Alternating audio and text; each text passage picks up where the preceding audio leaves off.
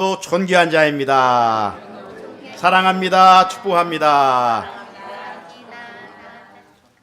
오늘은 절기로 입춘이지요. 입춘 51년 만에 가장 따뜻한 날이라고 합니다. 하지만 제가 아침에 교회에 올 때 체감적으로는 그렇게 따뜻하다 느끼지는 못했습니다. 하지만 바람은 보이지 않지요. 봄바람은 남녘으로부터 지금 불어오고 있으므로 이제 우리가 추위에서 벗어날 날도 얼마 남지 않을 것 같습니다. 따뜻한 계절의 봄을 맞을 수 있겠지요.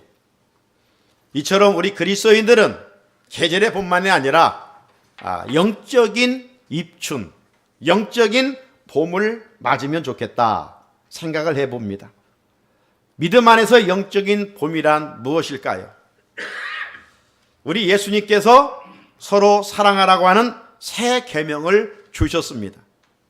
요한복음 13장 34절 말씀에 새 계명을 너희에게 주노니 서로 사랑하라. 내가 너희를 사랑한 같이 너희도 서로 사랑하라.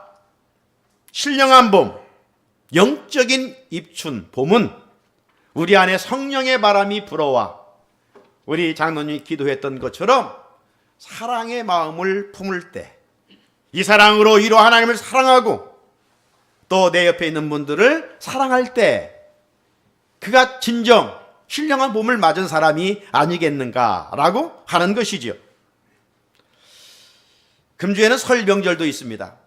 흩어진 가족들이 또 한자리에 모이게 될 텐데 그때 우리가 믿는 자로서 혹 믿지 않는 우리 가족들을 만날 때 내 안에 있는 이 그리스도의 사랑을 흘러보낼 수 있다면 얼마나 좋을까라고 하는 것이죠. 그런 말 한마디와 그런 언행이 복음의 통로가 되어갈 것입니다. 자, 이제 본문 말씀 속으로 또 들어와 보면 예수님께서 우리가 살펴본 것처럼 승천하시 직전 두 가지의 말씀을 하셨습니다. 먼저는 사도행전 1장 4절에서 예루살렘을 떠나지 말아라. 예루살렘을 떠나지 말아라. 그 내게 들은 바 아버지께서 약속하신 것을 기다리라 라고 말씀을 하셨지요.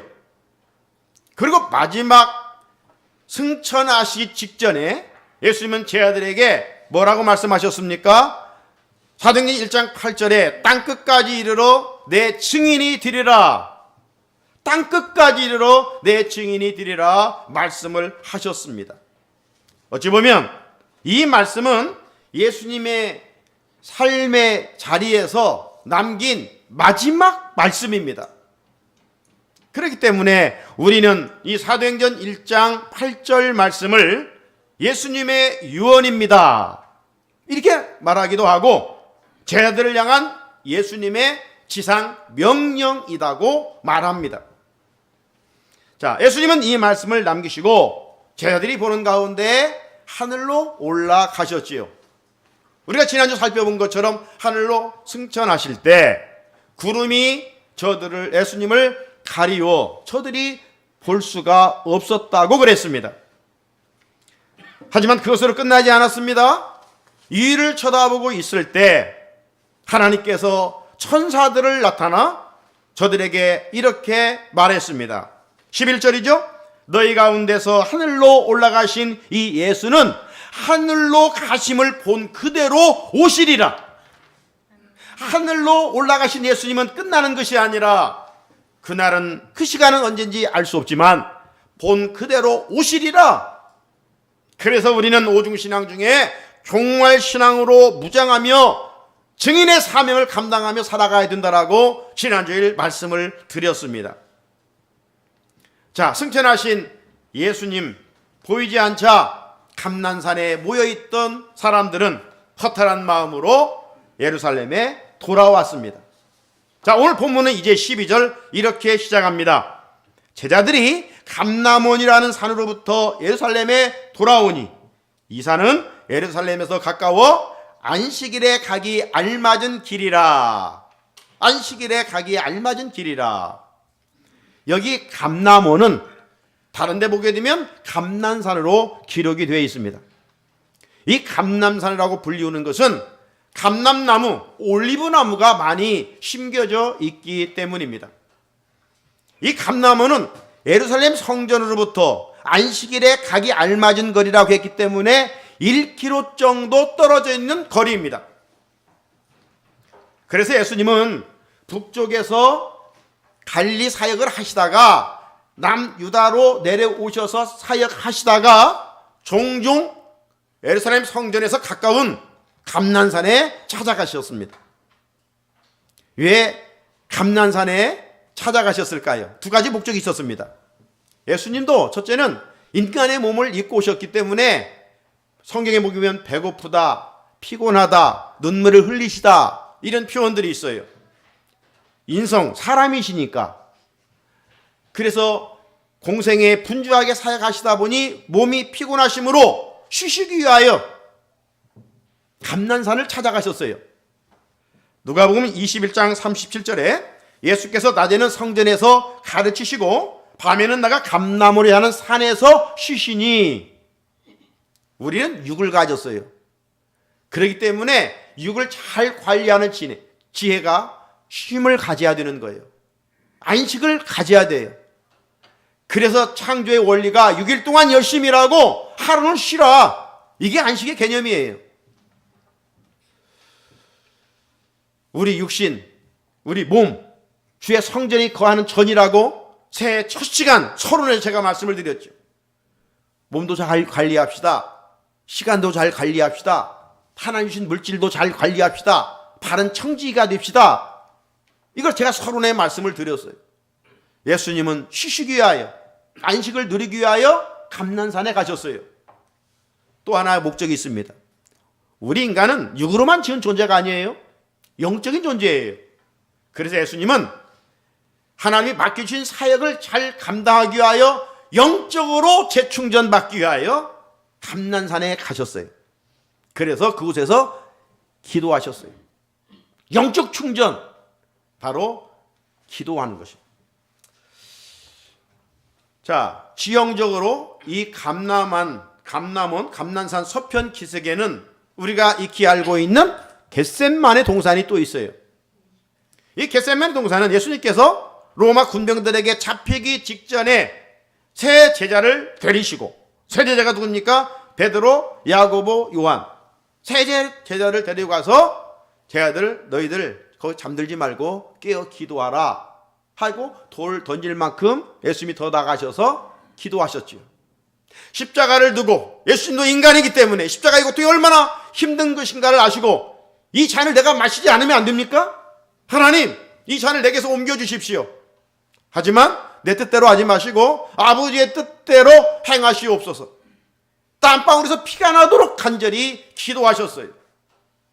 그리고 십자가를 지는 일이 하나님의 뜻임을 알고 순종의 길을 가시게 되지요.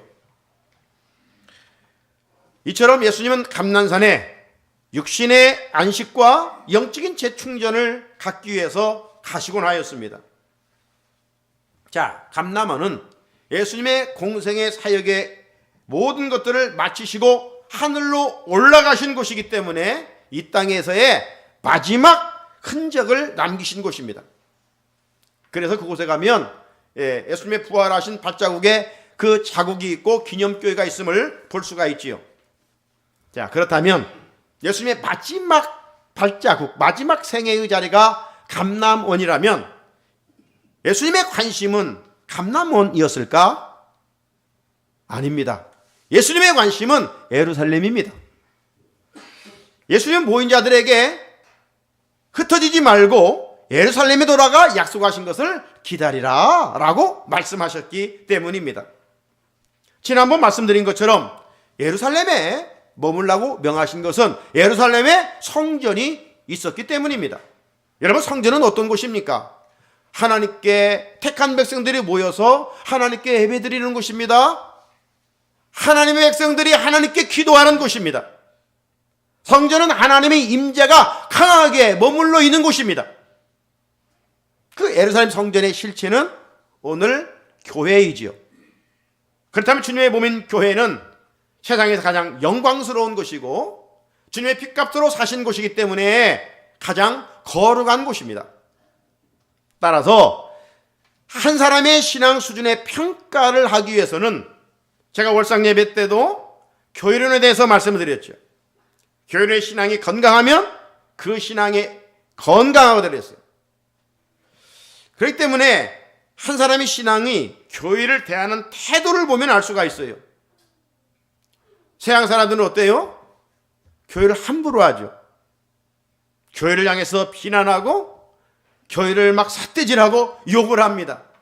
하나님을 모르니까, 교회라는 곳이 어떤 것인지를 모르니까 그렇다라고 할지라도 그리스도 안에 교회를 다니고 있는 우리 성도들은 어떤 일이 있어도 교회를 비난하면 안 됩니다. 교회 안에 어떤 문제가 있을지라도 불평을 하면 안 돼요. 그건 영적으로 우리 각자가 손해보는 일이에요. 하나님의 영광을 가리우는 일이에요. 교회는 문제가 있어요. 정상이에요. 왜? 문제덩어리, 교인들이 모인 곳인데. 여러분, 교회는 세상에서 가장 영광스러운 곳입니다. 교회는 가장 거룩한 곳입니다. 믿는 우리 성도들이 이런 고백으로 교회를 섬겨가노라면 하나님께서 우리 성산교회를 말씀 위에 아름답고 견고하게 세워가실 줄로 믿습니다. 자, 주님의 관심이 예루살렘이라고 했는데 여전히 감난산에 머물러 있는 사람들이 있어요. 이들은 누구일까요? 주님이 승천하신 것만 생각하는 사람, 거기에서 나타난 천사들만 생각하고 천사들의 소리만 기억하려고 하는 사람, 이른바 기적신앙입니다. 표적신앙입니다. 여러분, 신앙생활에서 하나님은 능력이 있기 때문에 못하실 일이 뭐가 있겠어요? 그렇기 때문에 그분이 하시는 일은 그분 편에서는 기적도 아니고 표적도 아니에요. 우리의 유한한 존재로서 하나님의 하신 일 앞에 우리가 할 수 없으니까 하나님이 하시는 일이 기적이요 표적처럼 보이지만 하나님께서 무슨 표적이고 기적이겠습니까? 하지만 하나님은 예수님의 공생애를 통해서 보여주셨듯이 우리에게 기적도 보여주시기를 원하시고 표적도 보여주시기를 원하십니다. 정말 우리 삶의 자리에 그것이 필요하다면 하나님이 행해 주실 거예요. 그렇지만 우리 신앙이 기적신앙이 되면 위험합니다. 뭔가 자꾸 만지려고 하고 뭔가 보여야 하고 이런 자극적인 신앙은, 그래서 기도원 신앙은 건강하지 않는 거예요. 교회를 중심으로 한 신앙이 건강한 신앙인 거예요. 따라서 우리가 신앙생활에서 힘써야 할 부분은 뭔가 예루살렘의 실체인 교회에 모여서 하나님께 기쁨으로 예배드리고 즐겁게 하나님께 찬양드리고 하나님께 영광을 돌리는 일이에요.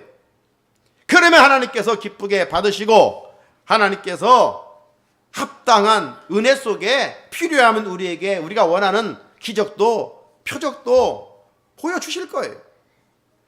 그러나 우리가 신앙생활 속에서 기적을 위해서, 표적을 위해서, 인간적인 내 무엇을 위해서 신앙생활하면 주객이 전도된 거예요. 우리의 최고의 기적은 나 같은 죄인이 예수 믿고 구원받았다는 거예요. 할렐루야. 이보다 큰 기적이 없어요. 이거보다 더 큰 은혜가 없어요. 그래서 우리 그리스도인은 그 은혜 감사하면서 삶의 자리야 남보다 윤택하지 못할지라도 그래서 감사하는 거예요. 그래서 감사하는 거예요. 그러므로 주님의 핏값으로 구원받은 성도들은 철저히 교회 중심의 신앙생활을 이어가야 됩니다. 자, 감람원에 500여 명이 있었어요. 그리고 이들이 성전이 있는 예루살렘으로 돌아왔어요. 자, 그런데 여기에 두 부류가 있습니다. 분명 주님은 흩어지지 말라 명령하셨는데 380명은 흩어졌어요. 120명만 예루살렘의 다락방으로 들어갑니다. 자, 13절에 보면 들어가 그들이 요하는 다락방으로 올라가니 베드로, 요한, 야고보, 안드레와 빌립, 도마와 바돌로메, 마테오와 및 알페오의 아들 야고보, 셀루신 시몬, 야고보의 아들 유다가 다 거기 있어. 13절에는 제자들의 이름이 열거되어 있죠. 가룟 유다 빼놓고. 자, 이들이 모인 다락방은 이전에 예수님의 공생의 사역에 있어서 종종 모였던 곳이기도 합니다. 예수님께서 십자가를 지신 6월절 전날 밤 이 다락방에 모여서 제자들과 성만찬 예식을 했던 곳이기도 합니다. 그리고 제자들이 예수님이 죽으신 후에 다 도망가 두려워하고 있었을 때 모여 있었던 곳이 바로 이곳이에요. 하지만 주님이 부활하사 두렵고 떨림 가운데 있는 다락방에 있는 제자들을 친히 찾아가 주시기도 하셨지요. 자, 제자들은 이제 감람원에서 돌아와 다시 이 마가의 다락방에 모였습니다. 결국 이 마가의 다락방은 교회 역사에 초대교회의 요람이 될 수 있고 예루살렘 교회의 터전이 되었던 것이죠. 자, 이어지는 14절에 보면 마가 다락방에는 제자들만이 아니라 몇 명의 여인과 예수님의 어머니와 예수님의 동생들이 함께 모여 있었다고 그랬습니다. 자, 이들은 예수님께서 흩어지지 마, 약속하신 것을 기다려, 이 말씀을 마음에 새기고 순종하는 사람들이 모였습니다. 우리가 말씀은 다 듣는 것 같지만 두 부리로 나눠지는 거예요. 하나님의 말씀을 듣고 순종하지 않는 사람과 듣고 순종하는 사람, 두 종류예요. 그래서 예수님은 항상 양과 염소, 알곡, 쭉정이, 지혜로운 자, 어리석은 자, 반석 위에 집을 짓는 자, 모래 위에 집을 짓는 자, 항상 두 종류로 이야기하셔요. 우리는 알곡이 되고 지혜로운 자가 돼야 돼. 양이 돼야 되죠. 즉 말씀에 순종하는 자들이 되어야 된다, 이 말입니다. 자, 이런 의미에서 우리의 신앙이 감람원에서 예루살렘까지만 오면 안 돼요. 예루살렘에 머물면 안 돼요. 신앙생활의 중심부인 다락방 안으로 들어가야 돼요. 다락방 안으로 들어가야 돼요. 사랑하는 성도 여러분, 그런데 오늘날 신앙생활을 하는 성도들 중에 예루살렘만 머무는 이들이 있어요. 어떤 이들일까요? 주일에 교회에 나옵니다. 그런데 은혜의 자리에 들어가지 못하고 그저 교회에 앉았다 돌아가는 것이죠. 교회 뜰만 밟고 다니는 이들을 말하는 것입니다. 이른바 명목상 그리스도인이에요. 주일 예배에 참석하지만 하나님께 최상급의 예배를 드리지 못하는 거예요. 예배에 집중하지 못하고 앉아있지만 마음은 딴 데 있어요. 이번 설에 뭘 준비해야지? 이러면 안 되겠. 우리 교회는 없어. 저쪽 교회는 있는데. 여러분 주일에 왜 교회 나오십니까? 일주일 만에 친구들, 사람들, 성도들 보러 나옵니까? 이건 한 부분의 교제도 분명히 있어요. 하지만 가장 중요한 것은 하나님께 예배드리기 위해 오는 거예요. 예배드리기 위하여. 이게 최고의 목적이에요. 여기서 벗어나면 뭔가 지금 잘못된 거예요. 탈선한 거예요. 그렇다면 예배드리는 이 한 시간이 얼마나 소중한 것입니까? 집중해서 예배드려야 돼요. 마음과 뜻과 정성을 다해서 정말 하나님께 예배드려야 돼요. 그런데 저부터도 늘 이렇게 예배를 인도하고 예배드리는 일이 뭐 어릴 때부터 지금까지 왔으니 타성에 젖기 마련이죠. 그래서 잘못하면 그냥 형식화 되기 쉽습니다. 그래서 제가 늘 새벽마다 제 자신을 위해서 기도할 때 언젠가도 말씀드렸지만 목사이지만 예수 잘 믿는 목사가 되게 해주십시오. 네. 목사들도 참 별의별 사람 다 있잖아요. 네. 제가 어느 교회 헌신예배 가면 목사가 졸고 있어. 설교 시간에. 물론 피곤해서 졸 수도 있어요. 하지만 돈을 보유할 자들이 그러면 마음이 아파요. 부족한 부분이 인간이라 있지만 늘 자신을 막 깨워서 보다 더 진보하고 성장하고 성숙하고 이런 흔적들이 있어야지 그냥 타성에 젖어서 그러면 안 되잖아요. 요즘은 그냥 핸드폰, 교회들도 다 우리가 찬송도 다 성경도 핸드폰으로 보다 하니까 그냥 말씀 듣는 시간에도 핸드폰 보고 있는 사람들이 있어요. 네? 이렇게 생각하면 간단해요. 대통령 앞에 갔는데 핸드폰 보고 있어요? 그럴 리 없잖아요. 정말 가장 좋은 옷, 뭐 정성을 다해서 대통령 앞에 갈 거예요? 우리는 하나님 앞에서 예배 드리는 자들이에요. 그러므로 이 주일의식이 새로워져야 돼요. 그냥 주일이 됐으니까 오는 이 차원이 아니에요. 정말 나를 구원해 하나님께 구원의 감격과 기쁨 속에서 추상급 예배 드리기를 막 사모해야 되지. 그냥 왔다 갔다. 하나님이 그런 모습은 가증스럽게 여기시는 거예요. 종교인들은 그래요. 종교인들은 그럴싸해요. 이쪽으로 행위들은 헌금 잘하죠. 금식 잘하죠. 기도 잘하죠. 구제 잘하죠. 그런데 그 마음에 사랑이 없어요. 은혜 못 받으니까 사랑이 없어요.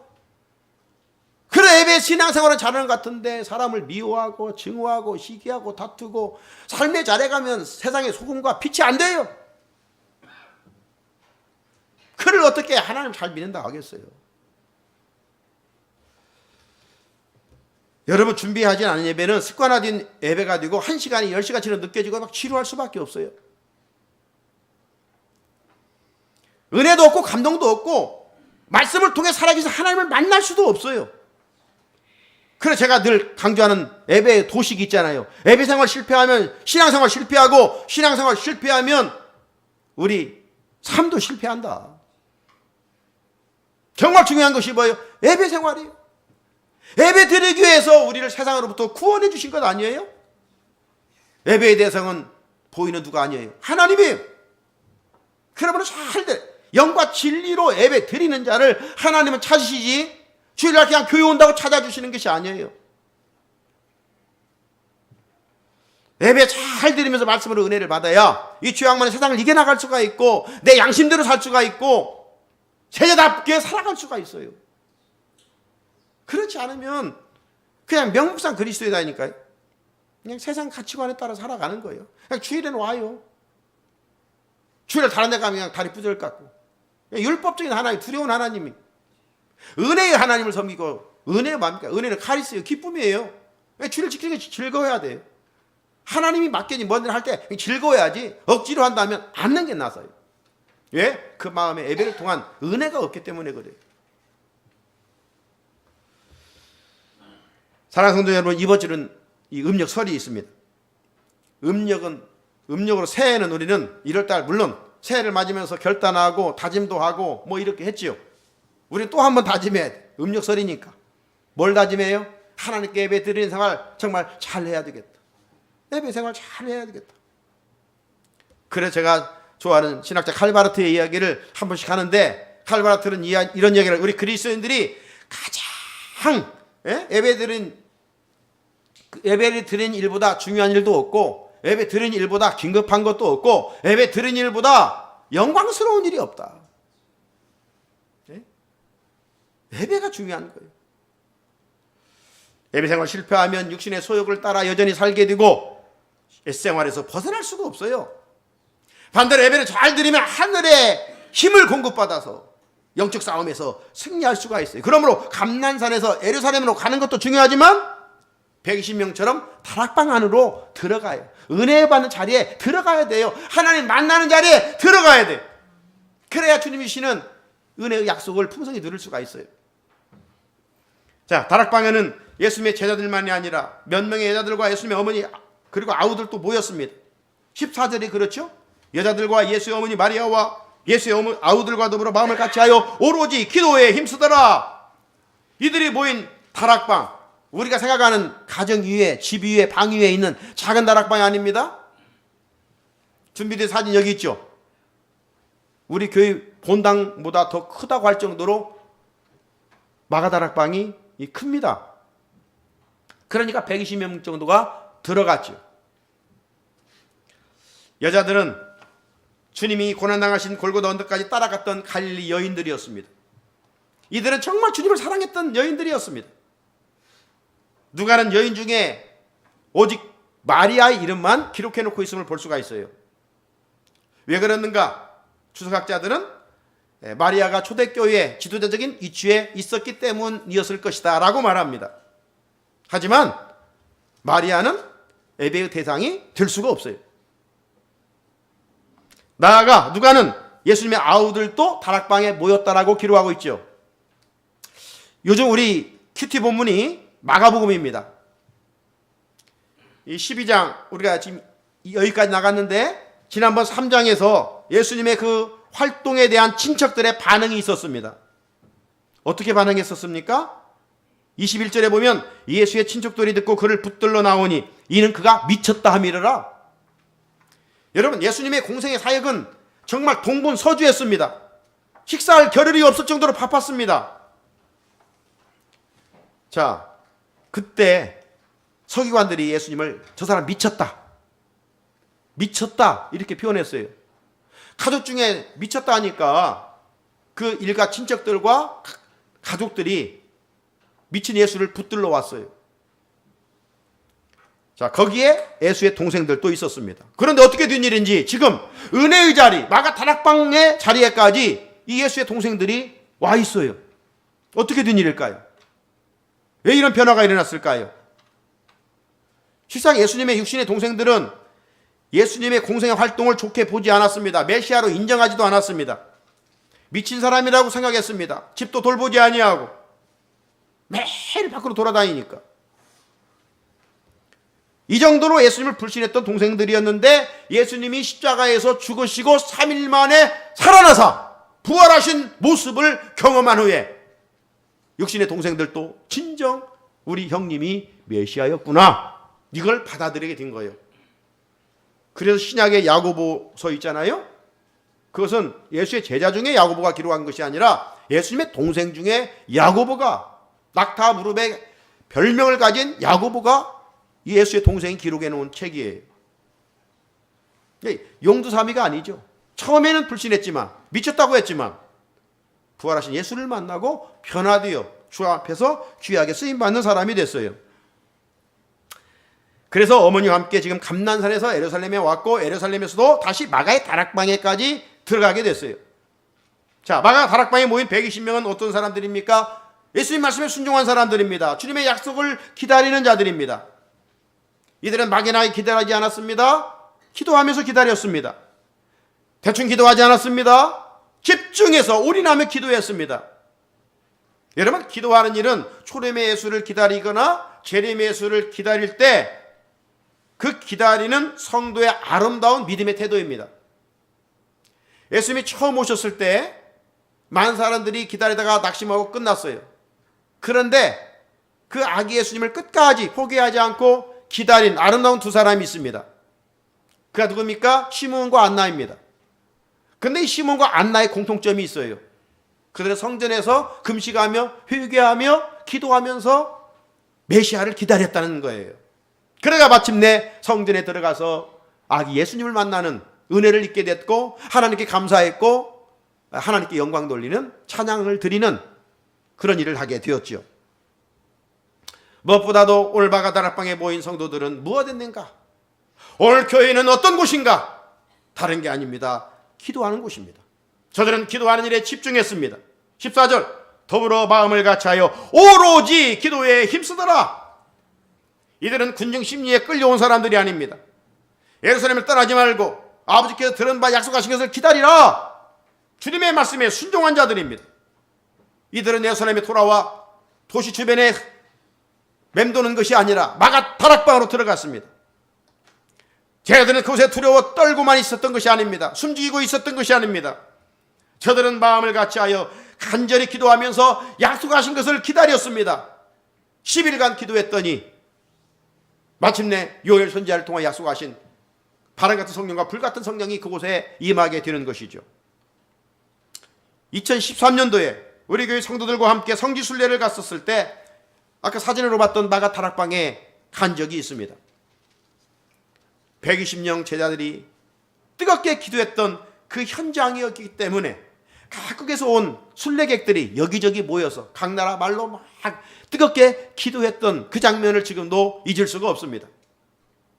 그때 우리 교회에서 간 성도들도 함께 정말 임했던 성령을 사모하면서 뜨겁게 기도했던 시간이 있었습니다.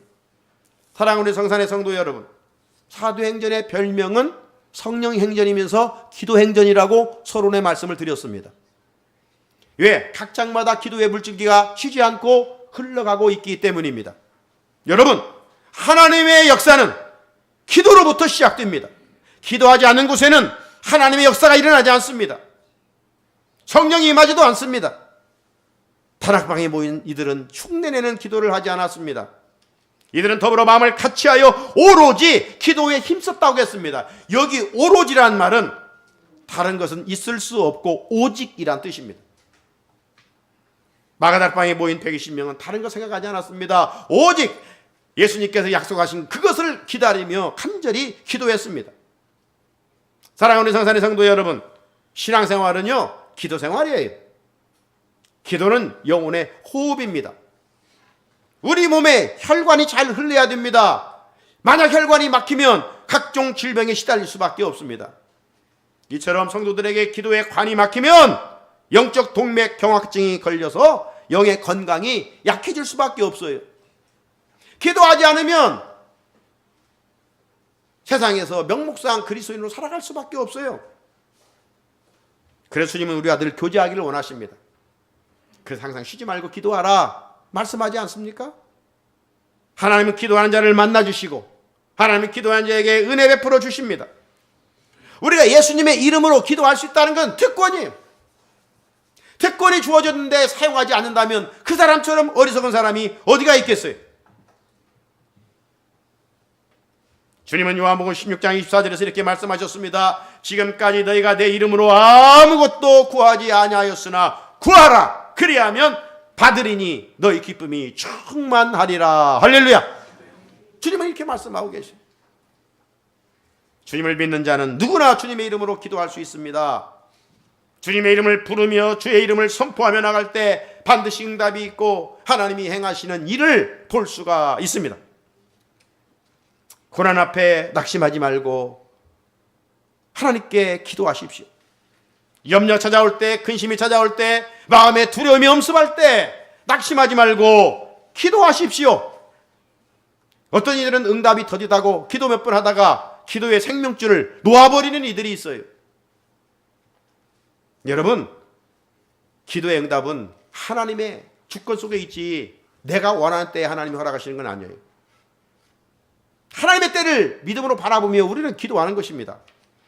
그러면 어떤 기도는 즉시 응답이에요. 히스기야가 죽을 병에 걸리자 벽을 향하여 얼굴을 돌리고 기도했을 때 즉시 15년 생명 연장시켜주는 응답을 받았잖아요. 또 어떤 기도는 1년, 2년 응답되지 않는 것도 있어요. 믿음의 조상 아브라함은 하나님이 하늘의 별과 같이 땅의 바다의 모래처럼 네 자손을 번창하라 했는데 25년 만에 독자 이삭을 주었어요. 믿음의 조상 아브라함에게도 25년 만에 응답했어요. 그리고 어떤 기도는 내 기도와 반대로 응답하는 때도 있어요. 들어주지 않는 때도 있어요. 사도 바울이 그렇게 복음을 전하면서 건강해야 되는데 몸이 안 좋았어요. 그래서 건강을 회복을 위하여 3번씩이나 하나님께 기도했다고 그랬어요. 그런데 하나님이 No thank you 거절했어요. 참 이상하잖아요. 주의 복음을 위해서 그렇게 헌신하는 바울 건강케 회복시켜 주셔야 하잖아요. 기도 안 해도 회복시켜 주셔야 하잖아요. 그런데 그렇게 신실한 바울 고쳐주지 않았어요. 대신 하나님께서 이렇게 말씀하십니다. 고린도후서 12장 9절 나에게 이르시기를 내 은혜가 네게 족하도다. 이는 내 능력이 약한 데서 온전하여짐이라 하신지라. 그러므로 도리어 크게 기뻐함으로 나의 여러 약한 것들에 대하여 자랑하리니 이는 그리스도의 능력이 내게 머물게 하려 함이라. 여러분, 배부르면 기도해야 되는데 감사해야 되는데 그렇지 않은 게 우리 인간이에요. 우리에게 어려움이 있고 고난이 있으면 그때 하나님께 부르짖는 거예요. 그래서 고난은 유익이라는 거예요. 바울에게 그 고난 주어야 자기 어떤 인간적인 것 의지하지 않고 하나님만 의지하기 위함이었다는 거예요. 하나님 의지하고 하나님께 구하니까 때에 맞는 은혜를 주셔서 그 사역을 넉넉히 감당할 수 있게 해 주셨다는 것 아닙니까? 음력으로 새해를 맞았습니다. 새해 우리가 소원하는 것이 여러 가지가 있겠지만 오늘 본문과 겸하여서 기도의 체질을 갖고 살아갑시다. 약복강가에서 기도했던 야곱처럼, 갈멜산에서 불의 응답을 사모하며 기도했던 엘리야처럼, 오늘 다락방에 모였던 120명 제자들처럼 우리들도 기도하는 일에 힘쓸 때 하나님께서 2024년 새해를 앞장서 가시면서 인도하시고 여러분이 원하시는 것도 하늘물과 또 땅에 기름진 것으로 풍성하게 채워주실 줄로 믿습니다. 이런 은혜가 여러분에게 있으시기를 주님의 이름으로 축복합니다. 걸어가신 하나님 아버지